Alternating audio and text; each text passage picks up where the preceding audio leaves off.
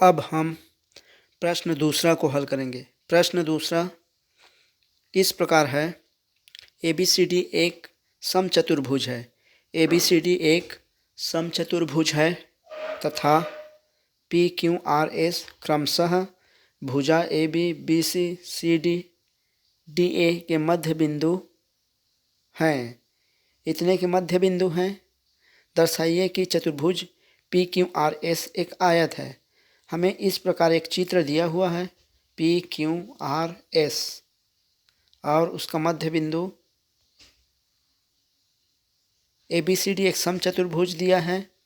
उसमें PQRS क्रमशः भुजा AB BC CD DA के मध्य बिंदु है। दर्शाइए कि चतुर्भुज PQRS एक आयत है।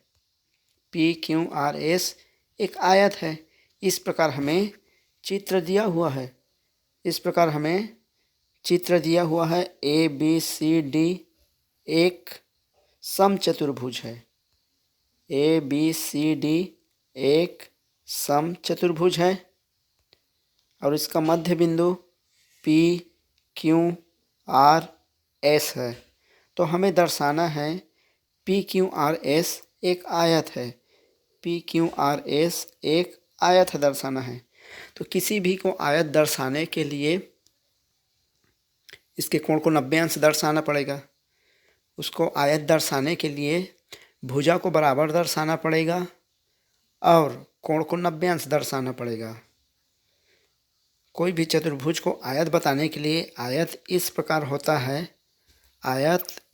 होता है तो इसका कोण 90 अंश होता है और सम्मुख भुजा बराबर होता है। तो इस प्रकार सम्मुख भुजा को बराबर बताना पड़ेगा और कोण को 90 अंश बताना पड़ेगा, तब वह आयत चतुर्भुज सिद्ध हो जाएगा। अब इसको आगे हल करते हैं। दिया है ABCD एक समचतुर्भुज है। हमें दिया है ABCD एक समचतुर्भुज है जिसमें PQRS ABCD के मध्य बिंदु हैं। चतुर्भुज PQRS बनाने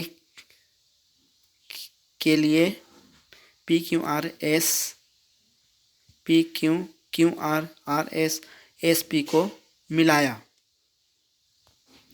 ये हमें मध्य बिंदु है, इसको आयत बनाने के लिए ऐसे मिला दिए तथा एक रचना भी कर देते हैं। हमें दर्शाना है PQRS एक आयत है।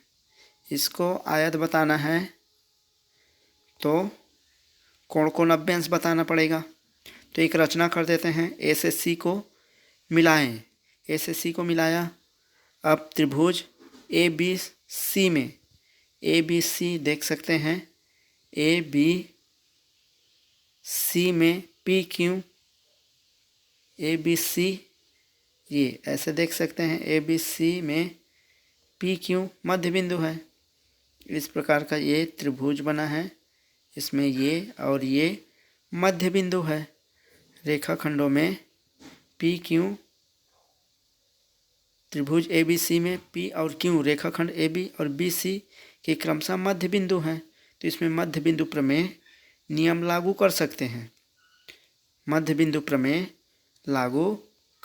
हैं। विकर्ण AC को मिलाते हैं। विकर्ण AC को ऐसे मिला देंगे। AC को मिलाते हैं तो अब देखते हैं त्रिभुज में मध्य बिंदु प्रमेय इसमें लागू कर सकते हैं। त्रिभुज ABC में P और Q रेखाखंड AB और BC के क्रमशः मध्य बिंदु है। तो PQ समांतर ये P और Q मध्य बिंदु है। ये इस त्रिभुज में तो मध्य बिंदु प्रमेय पढ़ चुके हैं कि दो भुजाओं के मध्य बिंदु को मिलाने वाली रेखा तीसरी भुजा के समांतर, इस तीसरी भुजा के समांतर व आधी होती है। ये जो आधी होती है तो PQ आधा होगा AC का और PQ समांतर होगा, ये PQ समांतर होगा AC का। तो इसी को लिख देंगे PQ समांतर होगा AC का और PQ आधा होगा 1/2 2 AC का। इसको समीकरण 1 नाम दे देते हैं। इसी प्रकार ADC में इसी प्रकार देख सकते हैं, ADC में देख सकते हैं, ADC त्रिभुज में S और R मध्य बिंदु है, S और R मध्य बिंदु है, R और S रेखाखंड CD और AD के मध्य बिंदु है। तो इसमें भी मध्य बिंदु प्रमेय लागू होगा। जब उसका मध्य बिंदु होता है तो ये तीसरी भुजा के समांतर व आधी होती है। मध्य बिंदु प्रमेय इस प्रकार है, कोई त्रिभुज के ये यदि मध्य बिंदु होता है तो ऐसा लाइन इसके समांतर व आधा होता है, इसको मध्य बिंदु प्रमेय कहते हैं। कोई भी त्रिभुज के दो मध्य बिंदु को मिलाने वाली रेखा तीसरी भुजा के आधी व समांतर होती है। तो इसलिए एस आर समांतर होगा, एस आर समांतर होगा AC का, और एस आर ये एस आर आधा होगा AC का, एस आर आधा होगा AC का। इसको 2 नाम दे देते हैं।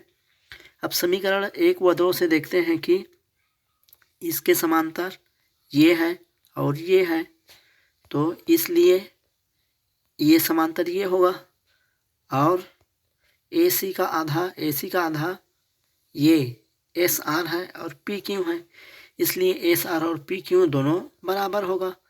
इस प्रकार से इसको समझ सकते हैं। हम एक दूसरा चित्र बना के ऐसा त्रिभुज में ऐसा समझ सकते हैं, यदि ये 20 है तो इसका आधा ये 10 होगा, और ये 20 है तो इसका आधा ये 10 होगा। तो इसलिए ये रेखा और ये रेखा बराबर होगा। तो उसी बात को समीकरण 1 व 2 से लिख सकते हैं। समीकरण 1 व 2 से लिख सकते हैं। समीकरण 1 व 2 से PQ समांतर होगा, PQ समांतर होगा SR, PQ समांतर होगा SR, और PQ बराबर होगा SR। इस प्रकार इसको सिद्ध कर सकते हैं। अब आगे हल करेंगे। अब इसी को आगे हल करेंगे। अब चतुर्भुज PQRS देखो समांतर बता दिए, PQRS को PQ समांतर RS, अब PQ बराबर RS बता दिए, इसलिए एक समांतर होगा PQ। अब चतुर्भुज PQRS में इसकी सम्मुख भुजा PQ और SR का एक युग्म बराबर और समांतर है, यहाँ पे बता दिए बराबर है और समांतर है, इसलिए PQRS एक समांतर चतुर्भुज होगा, PQRS एक समांतर चतुर्भुज होगा। अब AB बराबर BC, ये समचतुर्भुज है, हमें पहले दिया है। AB बराबर BC बराबर CD और CD बराबर DA, ये एक समचतुर्भुज है, हमें दिया है। समचतुर्भुज की सभी भुजाएं बराबर होती है, यहाँ पे दिया है। ये एक समचतुर्भुज है, ऊपर में देख सकते हैं, यहाँ पे ये समचतुर्भुज है दिया है, तो सभी भुजाएं बराबर होगा। ये भुजा, ये भुजा, ये भुजा, ये भुजा, सभी भुजाएं बराबर होगा। तो AB बराबर BC, समचतुर्भुज की भुजाएं सभी भुजाएं बराबर होता है। और चूँकि ये भी मध्य बिंदु है, ये P और Q मध्य बिंदु है, P और Q मध्य बिंदु है, तो 1/2 AB 1/2 BC लिख सकते हैं। मध्य बिंदु है तो P और B बराबर होगा PQ, PB बराबर होगा PQ। तो एंगल 3 बराबर एंगल 4 होगा, क्योंकि भुजाएं बराबर हैं तो सम्मुख कोण भी बराबर होता है। ये भुजा, इस भुजा को हम लोग बराबर बता दिए, तो भुजा बराबर है तो कोण भी बराबर होगा। तो इसमें देखो 3 चीज़, इसमें एंगल 3 बराबर एंगल 4 होगा। एक त्रिभुज की बराबर भुजाओं के सम्मुख कोण। अब हम देखते हैं त्रिभुज APS में, APS में इस त्रिभुज में देखते हैं, और त्रिभुज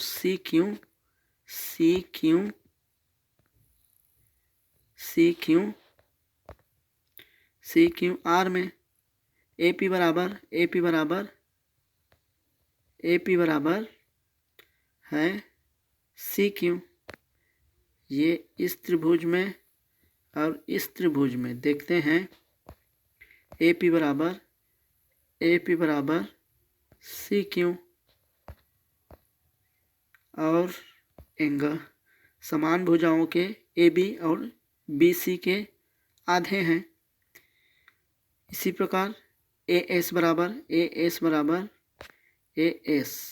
एस बराबर आर सी, एस बराबर सी आर लिख सकते हैं। समान भुजाओं ए डी और सी डी के आधे हैं, ये ए भी आधा है और ए भी आधा है, तो ये बराबर होगा। और पी एस बराबर यहाँ क्यू आर, पी एस बराबर क्यू आर, ये दोनों बराबर होगा। पहले सिद्ध कर चुके हैं समांतर चतुर्भुज पी क्यू आर इसकी सम्मुख भुजाएं, ये अंदर को समांतर चतुर्भुज सिद्ध कर दिए थे, तो उसकी बराबर भुजाएं ये दोनों बराबर होगा, तो वो इसलिए ये दोनों त्रिभुज क्या होगा, सर्वांगसम होगा। ये दोनों त्रिभुज सर्वांगसम होगा, दोनों त्रिभुज सर्वांगसम होगा, तो एंगल एक बराबर हो जाएगा एंगल दो। ये इसको लिख सकते हैं भुजा बराबर है, तो एस एस एस सर्वांगसम लिख सकते हैं। इसलिए अब लिख देंगे एंगल एक बराबर एंगल दो, सिंपलिसिटी से इस एंगल एक बराबर एंगल दो इस प्रकार लिख देंगे। इस प्रकार एंगल को बराबर लिख देंगे। ये सभी को 90 अंश सिद्ध करने के लिए ये सभी को ये सब कार्य करना पड़ रहा है। अब आगे हल करते हैं इस प्रकार। 1 बराबर 2 हम सिद्ध कर दिए, 1 बराबर 2 सर्वांगसम करके सिद्ध कर दिए। एंगल 1 बराबर 2 सिद्ध कर दिए। अब आगे एंगल 1 प्लस एंगल 3 प्लस, यहाँ पे देख सकते हैं रेखीय युग्म से एंगल 1 प्लस एंगल 3 प्लस, ये रेखीय युग्म से angle 1 plus angle 3 plus angle S P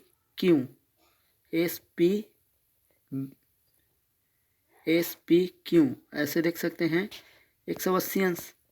यहाँ पे ऐसा कोण बन रहा है, ऐसे देख सकते हैं ऐसे बन रहे हैं, तो इसका योग 180 अंश रेखीय युग्म से इसका ऐसे बन रहा है, तो 180 अंश, तो यहाँ पे 180 अंश होगा, वैसे ही यहाँ पे 180 अंश होगा, क्योंकि ऐसे बन रहा है ऐसे, तो इस कोण का योग 180 अंश, इस कोण का योग 180 अंश यहाँ पे देख सकते हैं।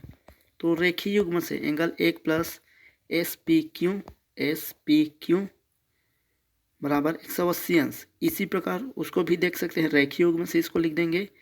इसी प्रकार angle 1 S P Q plus 3 ये भी 180 अंश होगा और ये भी 180 अंश होगा, तो दोनों बराबर होगा। एंगल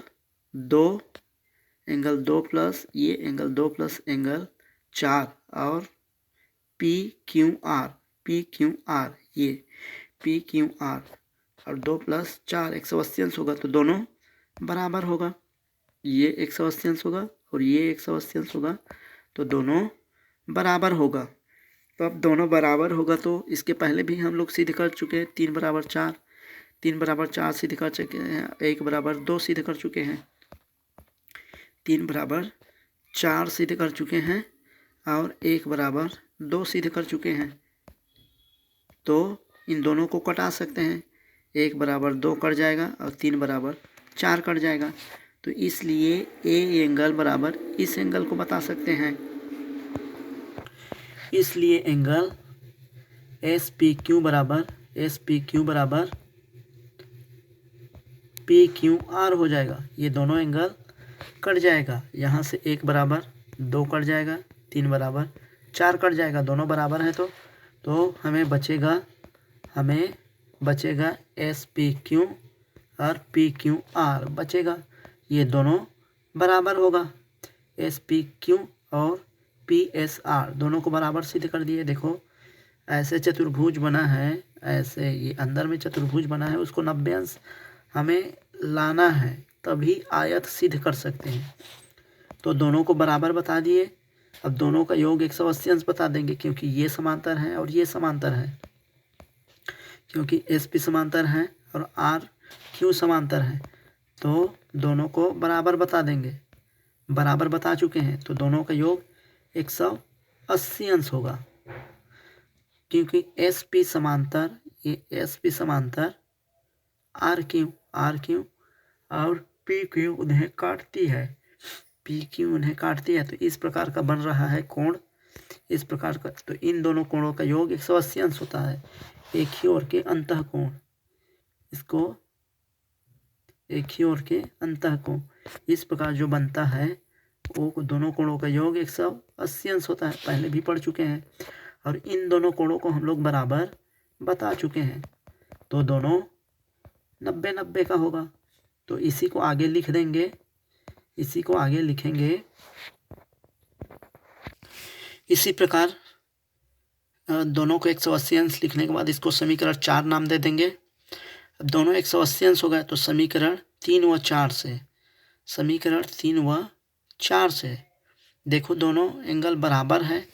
समीकरण 3 में बता चुके हैं दोनों एंगल बराबर हैं और दोनों का योग 180 अंश है, इसलिए दोनों बराबर होगा और 90 अंश होगा, 90-90 अंश होगा।